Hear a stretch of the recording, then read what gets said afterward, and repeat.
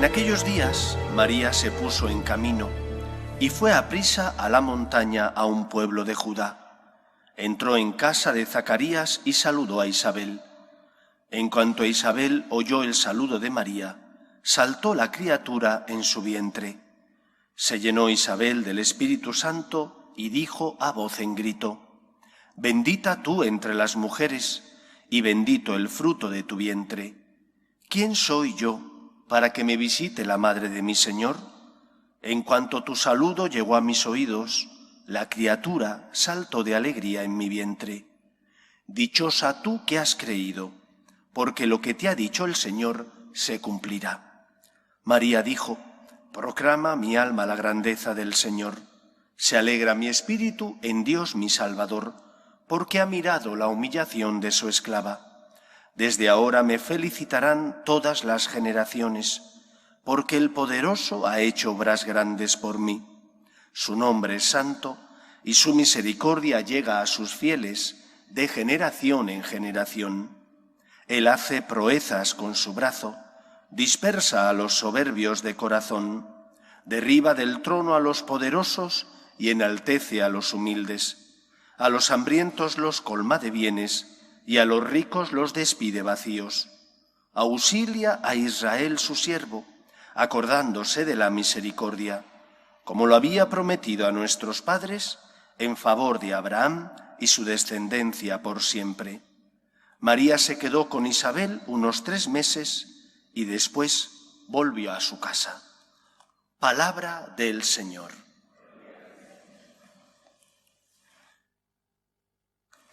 Fue el filósofo Ortega y Gasset el que dejó para la historia una sentencia que dice: «Yo soy yo y mis circunstancias».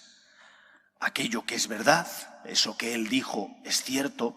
Todos nosotros somos nosotros con nuestras circunstancias, a veces favorables y otras veces desfavorables, que nos condicionan, que en muchos casos nos hacen actuar de una manera y en otros de otra.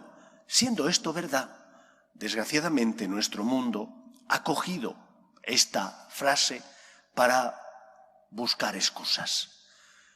Hoy celebramos la fiesta en la que la Virgen María, ya estando embarazada, ya llevando en su seno al Señor, cuando se entera que su prima Isabel, que es mayor, está encinta, acude a ayudarla. Podía haber buscado excusas. Ella sentía en su corazón el deber de acudir a socorrer a su prima. Jan Dobrazinski, un escritor polaco, en un libro que os recomiendo que se titula La sombra del Padre, en ese libro que habla de San José, también dice que posiblemente la Virgen María tenía con su prima Isabel una relación muy estrecha. Quizás María perdió pronto a sus padres, dice este autor, y fue su prima la que la acogió en su casa, y por lo tanto María tenía una relación estrechísima con Isabel, y cuando se enteró de que ella ya le llegaba la hora del parto, acudió a visitarla para ayudarle. Posiblemente fuera así, o quizás no, pero la cuestión está en que María siente que el Señor le pide que haga esa caridad y que marche a cuidar a su prima Isabel. Y podía haber buscado excusas. Podía haber dicho: «Es que yo llevo en mi seno al Salvador, es que no puedo jugarme la vida». No estamos hablando de la España de ahora, estamos hablando del Israel de hace 21 siglos, donde la inseguridad era manifiesta. Se supone que en alguna caravana que pasaba por allí, la Virgen se unió para hacer parte del camino, pero todo el camino no se dice nada de San José. Posiblemente San José estaba el hombre trabajando y no podría dejar sus deberes y obligaciones. Y María tuvo que marcharse jugándose la vida, arriesgándose. Ella ya estaba encinta para cuidar a su prima Isabel. Esa es la primera enseñanza. No busquemos excusas. Todos tenemos nuestras circunstancias. Claro que hay circunstancias que son atenuantes, otras son agravantes y otras son eximentes de culpa.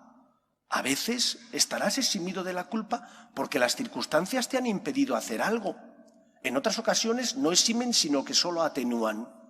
No busques excusas. Haz aquello que en conciencia crees que tienes que hacer.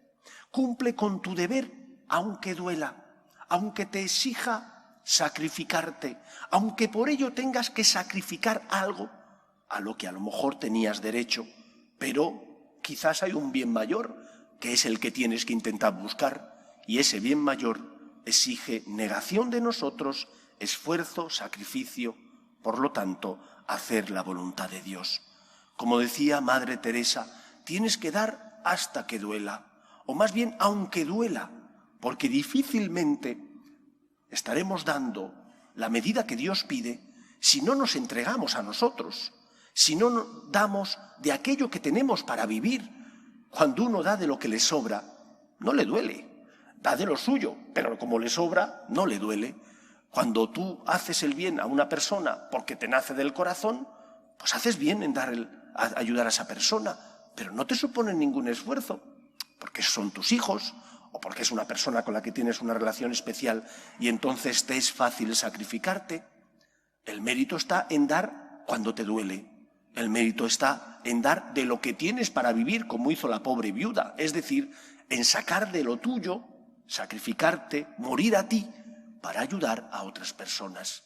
Como hizo la Virgen María, no buscar excusas, no buscar circunstancias que existen, pero que no son tan serias ni graves, para no hacer lo que el Señor te pide, aunque te duela, porque lo que el Señor te pide es lo mejor para tu felicidad y tu salvación. En segundo lugar, la prima de la Virgen María, Isabel, nos indica qué es lo que tenemos que hacer para que nuestra fe no esté asentada en el relativismo ni en el sentimentalismo. Todos sabéis lo que es el relativismo, que es que la medida de las cosas soy yo, que yo soy el que decide qué está bien y qué está mal, porque no existe el bien ni el mal, todo es relativo a mi circunstancia concreta. O el sentimentalismo, que es hacer las cosas solo cuando me nace del corazón, me apetece, solo cuando me es agradable. Vengo a misa cuando siento que tengo que venir a misa. Oye, pero que es que aunque no sientas que tienes que venir a misa, aquí hay alguien que te espera, que dio la vida por ti, que se quedó en la Eucaristía para ser tu alimento y darte la vida divina, que se quedó en la Eucaristía por amor a ti, que te espera alguien. No solo tienes que venir cuando tú lo desees, también tienes que venir porque Él está y te espera. El sentimentalismo nos hace actuar solo cuando nos apetece, nos viene bien o nuestro corazón nos lo pide.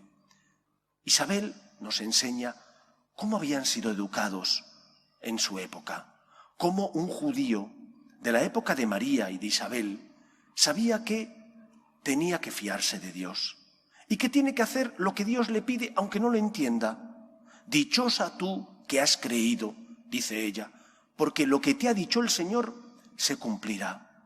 Y qué importante es esto, sobre todo en los momentos difíciles, cuando no comprendemos los planes de Dios, cuando lo que nos pide el Señor es duro, porque exige negación a nosotros mismos, o porque exige abandono y por lo tanto no saber cuándo se cumplirá lo que el Señor nos pide, no saber por qué el Señor te lo pide, pero sí que sabes que te lo pide. Por lo tanto, fíate de Él. Dios es un Dios fiel que cumple su palabra. El pueblo de Israel tenía experiencia de que Dios es un Dios fiel. A lo largo de su historia había experimentado en la vivencia de sus antepasados que Dios cumple su palabra, que el Señor no deja tirado a las personas, que no es ese vendedor de humo que te llena la cabeza de cosas, que te aturde, que te engaña, que te confunde, para que hagas lo que Él quiere y después te sientes engañado. Dios cumple su palabra y nosotros tenemos la suerte de tener más pruebas que nadie porque en tiempo de Isabel todavía no había nacido el Salvador, pero nosotros sí hemos conocido al Salvador. Nosotros no solo hemos conocido al Salvador, sino que además tenemos la cruz, que es la prueba máxima del amor de Dios. Habiendo amado a los suyos, dice el evangelista, los amó hasta el extremo. Y se quedó en la Eucaristía y después sube a la cruz para salvarnos.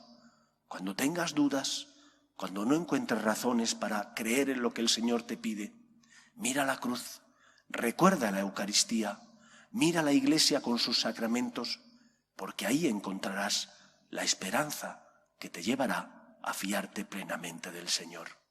Amemos como el Señor nos pide, aunque no entendamos sus planes, porque Dios es un Dios fiel que, como dijo Isabel, siempre cumple sus palabras. Dichosa tú que has creído, porque lo que te ha dicho el Señor se cumplirá. Que el Señor nos ayude. Nos ponemos en pie.